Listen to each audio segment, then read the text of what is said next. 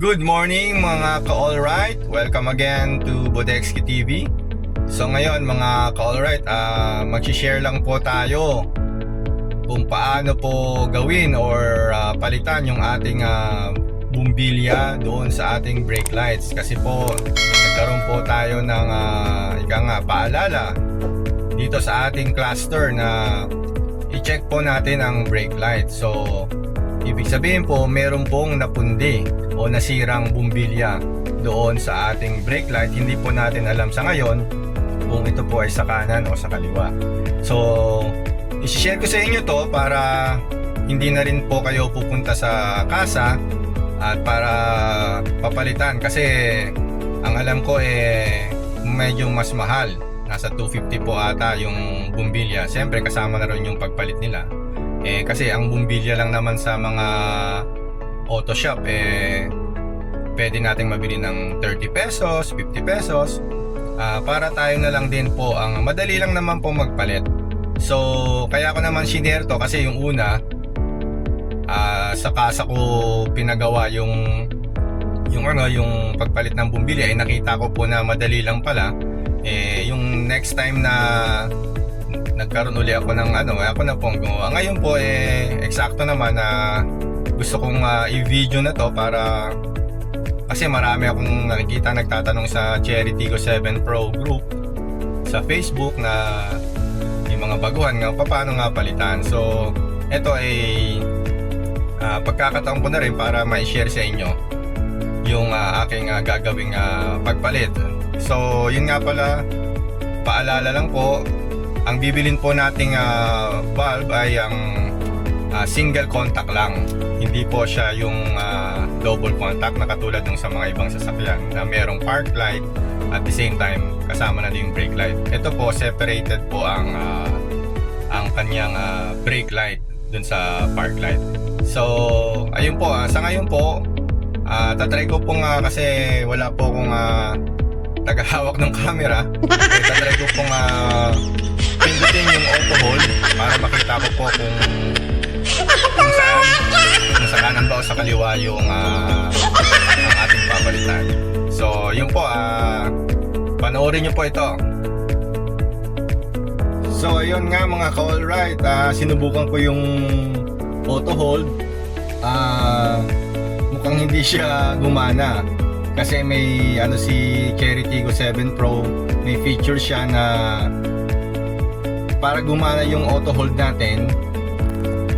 Katulad demo ko mga ka-alright kung paano yung kasi para daw gumana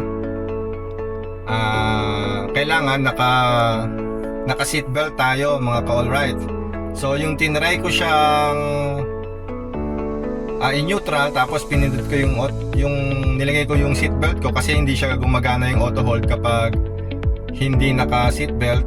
So yung nirelease ko yung seatbelt, so tingnan nyo guys, ito yung mangyayari.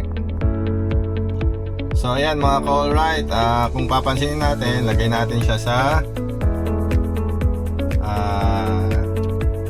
neutral, tapos alisin natin tong pinaka part. So i-auto hold natin siya, hindi ako nakikita nyo, hindi ako naka seatbelt, so ayaw gumana. So ngayon susuot natin tong seatbelt. Ganyan mga ka-alright so yan, susuot natin yung seatbelt. So yan, nag-auto hold. So ngayon balak ko sanang tignan, kaso nakalaka ko. Pwede sanang gawin try natin kung aalis na ako Tingnan nyo mga ka-alright aalisin ko tong seatbelt, kung ano mangyayari dito sa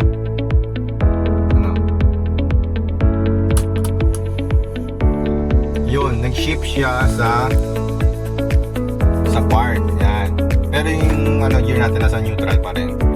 So I think pwede naman to, hindi ko lang aalisin ko lang yung bababa ako sa sasakyan, punta natin bumaba, tapos ilagay natin yung seatbelt.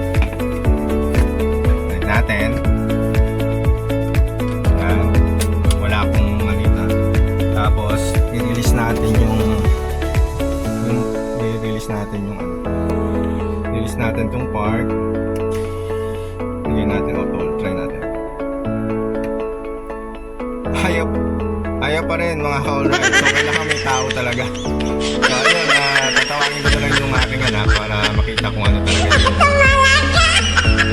yung tawag dito. Yung ilaw na napundi. So ayun nga mga ka-alright, nasa kanan yung ating ano. So ang gagawin lang kuha tayo ng ganito ng flat screw. So makikita mo to, may itong dalawang to.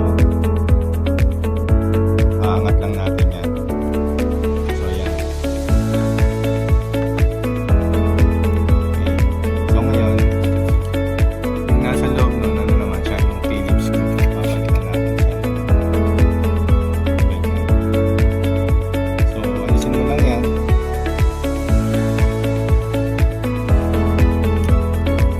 Alisin natin. Yan.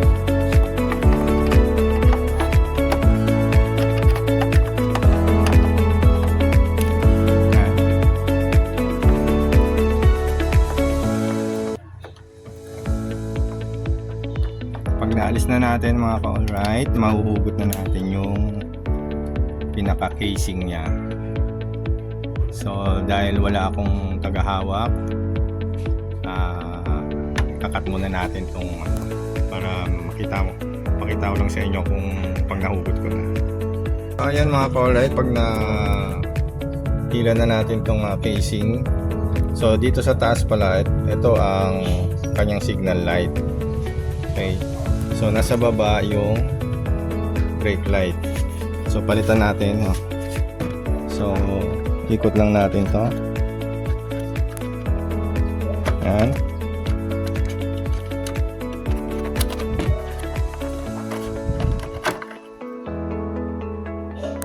So ayan mga ka-alright, nakabit na natin yung ating pumbilya. So subukan natin.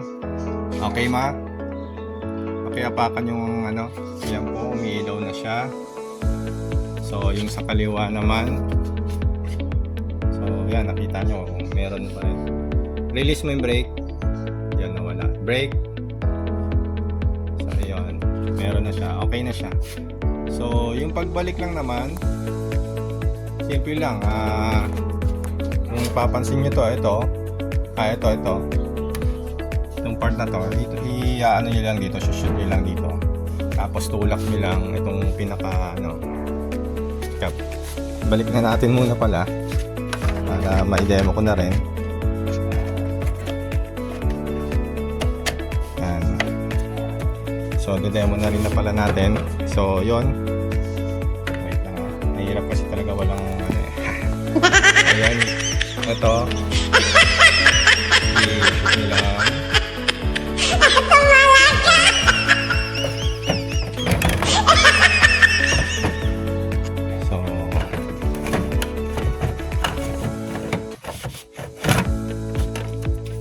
So ayun, pasok nyo lang uli yung tornilyo rito. Okay na siya. Ayan mga ka-alright, sana may natutunan kayo sa aking video. Salamat po.